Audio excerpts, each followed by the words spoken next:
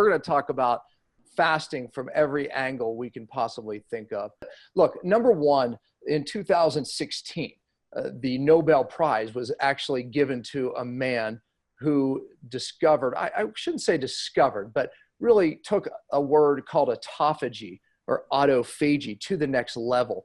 And as a matter of fact, another man was up for the Nobel Prize as well. His name is Walter Longo, who I've talked about on past shows, and is speaking at one of our future seminars. But he didn't win. The older Asian gentleman actually won the Nobel Prize for this word, autophagy. So what is it? Basically, during a fast, autophagy occurs, meaning that the body will actually eat away the bad cells in your body, the rubbish, the debris, before it touches the good stuff. So why is that important? Because it's these bad cells that cause all the mischief in our body, that drive inflammation, make us not feel well, lead to diseases like cancer, etc., autoimmune, allergies, food allergies. So gosh, if we can get rid of these bad cells, magic happens, Warren. What does it do for healing, cellular healing? Obviously, what is the research behind it? You know, as far as cancer, we're not making claims on this, but this is what the research shows. Why is it such a big benefit? Yeah, well, I mean, it really is because the body's so intelligent that it does get rid of these bad cells. So years ago, there was some critics of fasting would say, well, fasting lowers your immune system. We know that because we would measure white blood cells, take blood tests during fast, and we see a dramatic drop in white blood cells. How could that be good?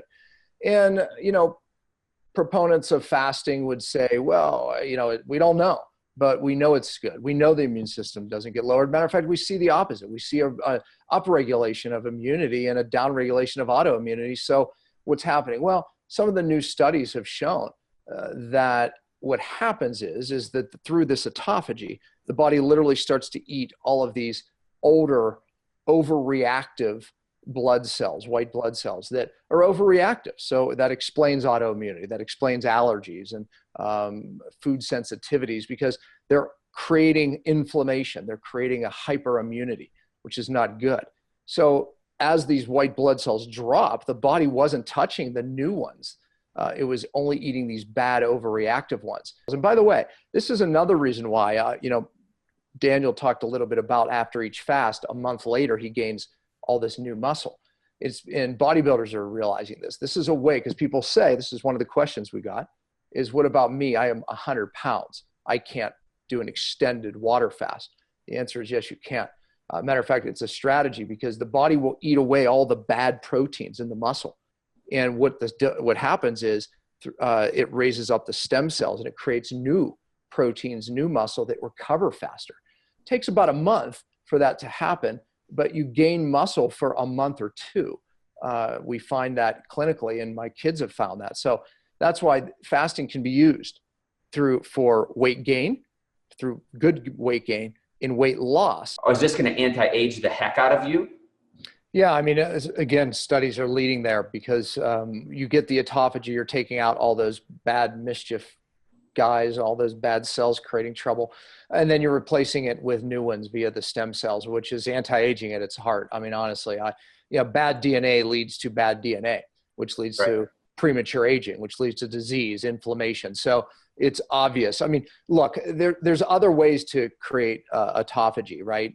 Just water fasting and is the best. It's the most powerful. Partial fasting, aka fasting mimicking diet that this Walter Longo scientist talks about, is just caloric restriction for a period of time. We don't believe in caloric restriction long term, but for 5 days a month, according to his studies, does stimulate autophagy and therefore stem cell rise, and we still see results. And you know, in his rat studies, they actually regenerated the pancreas in type 1 diabetics. So that's pretty powerful. And that was doing a 5-day caloric restriction for 4 months. And they saw those types of results. But that's the power of this autophagy. So caloric restriction will do it.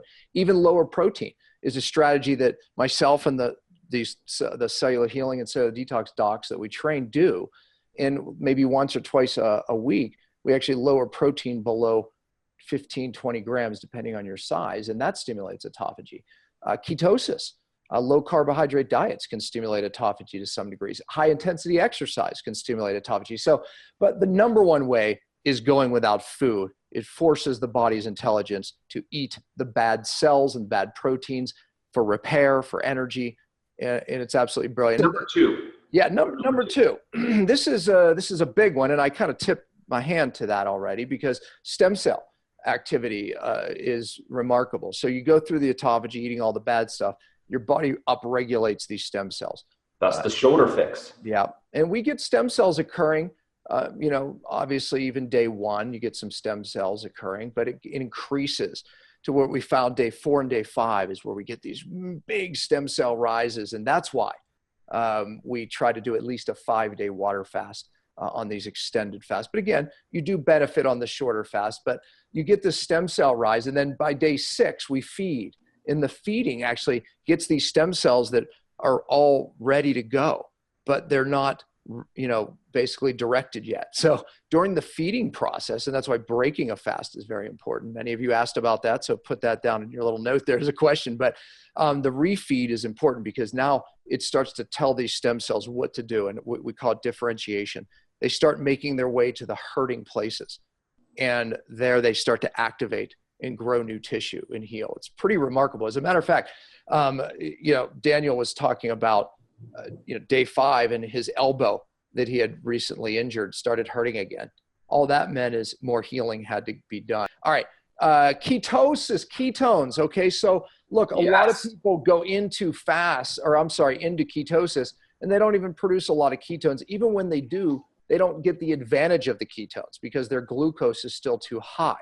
So ketosis doesn't work for everyone. Well, let me tell you, when you do an extended fast, your body will use the ketones because it has to live.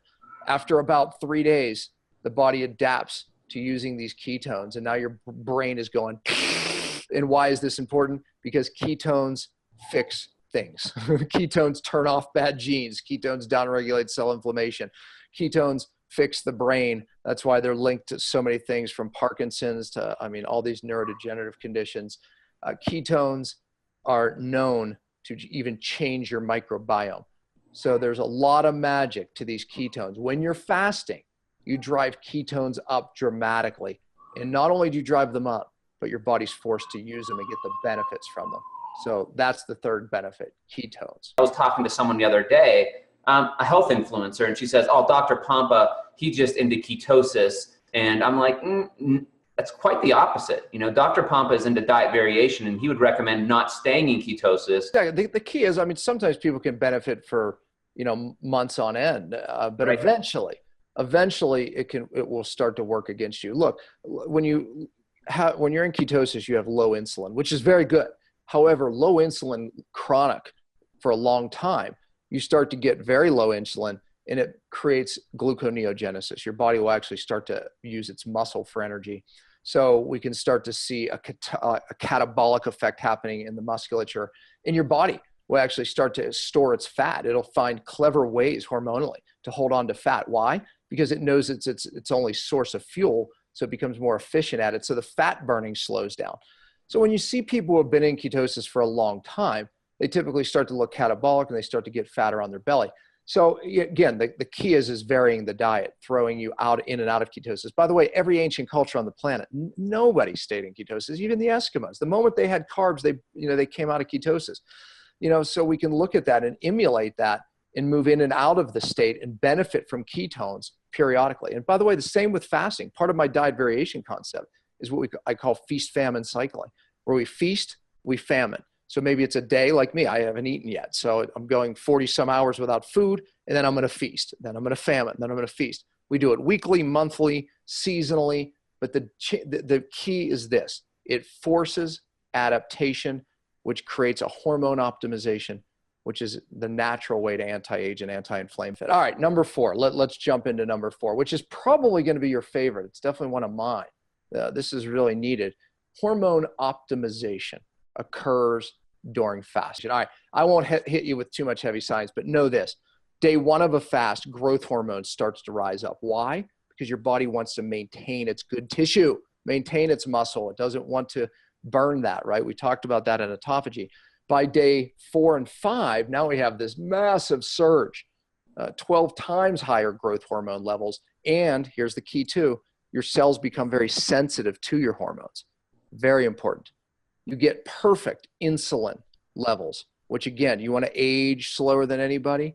Keep your insulin and glucose steady. That's hormone optimization. Your cells become more sensitive to your estrogen, your testosterone, your thyroid hormone. That means you don't need as much and you get better benefit from your hormones. So you optimize your hormones, which optimizes your weight loss, which optimizes your brain function, which optimizes your sex life, which optimizes your healing because it puts you in an anabolic state, which actually helps you heal. So a lot of bodybuilders now, because they want to gain muscle, they're fasting for 18 hours or 20 hours and they're eating in a window. Now, granted, they eat a lot of calories in that window to stimulate a growth factor. But the fact is they take advantage of the fast to raise their growth hormone up, get their cells hearing testosterone better, and they improve their recovery and their hormone optimization, and therefore they actually gain muscle and stay lean. So, I mean, I'm just using that as an example. This is for someone who wants to lose weight. This is for someone who wants to just live longer, healthy, feel better, but it's also for the person who wants to maintain their muscle. So hormone optimization is why fasting actually works for all of those things that I just mentioned. The key isn't giving more hormones. The key is getting your cells to hear the hormones better. And fasting does it. Even beyond the fast, this hormone sensitivity remains. That's why each fast, your cells get a little more sensitive, And again, it's in vogue right now giving hormones, but everybody should really be paying attention to how to optimize their hormones, therefore getting your cells to hear your hormones. So hormone optimization is huge. Number 5, this one's a really cool one as well. I come up with these terms, but it's called energy deviation. Energy deviation is really the description of what happens during a fast. You have no idea, folks, how much energy it takes to metabolize food. But you think, okay, I'm eating it. Okay, obviously there's some energy output eating it. Then it's digesting it, massive energy. And then it's assimilating it, which is actually the greatest amount of energy. And then what happens at the cell? Now you're taking that energy and you're driving all of these processes from glycolysis to the Krebs cycle, massive ATP use, massive energy, and the more energy you burn or use, the more pollution you create, right? So therefore, we're demanding the body to downregulate that inflammation and the oxidative stress. We're demanding the body's massive energy output to digest and assimilate food. It's part of life. But here's the point. When we stop eating, the body goes, wait a minute, what am I going to do with all this energy? It's like, it's like when you're on vacation, you have all this time, right? It's like, what am I going to do all this time and energy? Guess what it does? It doesn't sit back on the beach and drink a margarita. Not your innate intelligence. No, it says, I'm going to put that energy to healing. It's energy deviation. And so it deviates the energy from all of that to this healing. It's really cool. I mean, honestly, it's another reason the miracles happen. When you take that innate intelligent, the energy it was requiring to do all this and it diverts it over here, it's brilliant. Okay, number 6, it resets the gut microbiome. Wow, that's a big one. It is a big one because we know that studies are showing, look, the microbiome today is why we have all this increase in a lot of different diseases. Even how your brain works is controlled by these bacteria. So how do we fix it? Most of you watching this have been on a probiotic at one point or on a probiotic now. Is that the answer? And if at my seminar, I asked the doctors, how successful has probiotics been for your patients? Not very. Matter of fact, when people stay on a probiotic for a long time, you create monocultures. So how do we fix this microbiome? Look, there's more studies around fasting and resetting the microbiome, even than giving people probiotics. So fasting is a way to reset your microbiome. I'm telling you, magic happens. You're resting the digestion too. So now the inflammation that's creating a lot of your gut problems is downregulated because you're not using it. It's simple science here, folks, but you're also resetting those bacteria. And then when we come out of the fast, we start to create new bacteria, just like cells. The body starts, raising up the good ones. Oh, and when you fast, think about it this way. Look, you have bad guys and you have good guys. When you have more bad guys than good guys, we call that dysbiosis. It's not good. So everyone's trying to give more good guys to try to deal with the bad guys. It doesn't work too well. But if we starve down all bacteria, that's basically what happens in a fast. All your bacteria drop. And then after the fast, we re-inoculate. You see what just happened there? That's how you fix the microbiome. So anyways, it resets it. You can fix the dysbiosis, all kinds of pluses there, Warren. All right, last one. Let's get to number 7. This is another big reset. It resets your DNA. There's multiple reasons why fasting resets your DNA. Part of it's just the adaptation. Look, I talk a lot about the reason you don't feel well, the reason you may have a condition that you've done all these amazing things for and it's still not right. You have certain genes that are turned on. There's a gap in the science world, in the treatment world. Scientists know we can reset, turn off bad genes and turn on good ones. And again, there's a gap here because treating doctors don't focus on this. Fasting is one of the most researched things to understand, research therapies, if you will, to understand how this happens, called epigenetics. During fast, especially extended fast, we get a downregulation of these bad genes that have been turned on. So it really, I think the science has to catch up. I believe the autophagy and the stem cells most likely have a lot to do with that. Ketone production, the high ketones, as I said, also has a lot to do with why we get this offset. The microbiome changing has a lot to do with why we get a downregulation of bad genes. So the bottom line is I just named 4 things. I mean, when you look at this, the hormone optimization is probably one of them, right? So when we look at all the benefits of fasting, the achievements, well, guess what? We could look at it and say, no wonder bad genes get turned off and good ones actually get turned on. There's one called the SIRT1 gene. It's the longevity gene. With each fast, you're extending your life, literally, and it's a lot to do with turning on that gene. But again, there's genes that are turned on because of toxic, stressful living that shorten your life and cause inflammation and disease. Fasting actually turns it off. I was just reading a study last night, actually, because I'm writing this book, so I'm all about reading studies right now. But it talked about the neuroprotective effects of fasting. Here's a pretty cool thing. They took 2 groups of mice, and they gave the mice 5 times the amount of chemotherapy that would kill a mice. And they made it equivalent to what they would give a human to kill a human. Okay, so you can see that the purpose was to kill the mice. The 2 groups of mice fed the same, everything the same, except one group was fasting. The other group was eating its normal diet. After a period of time, the call was made to the scientist because he wasn't there to hear, because his colleagues were kind of making fun of him that this might work. Well, guess what? They said, all of the rats are dead. In both groups? Nope, just one group. Which group? The fasting group. 100% of the mice lived, despite 5 times the amount of chemo. The group that was just eating normally, 100% of them died. That's the neuroprotective effects of fasting.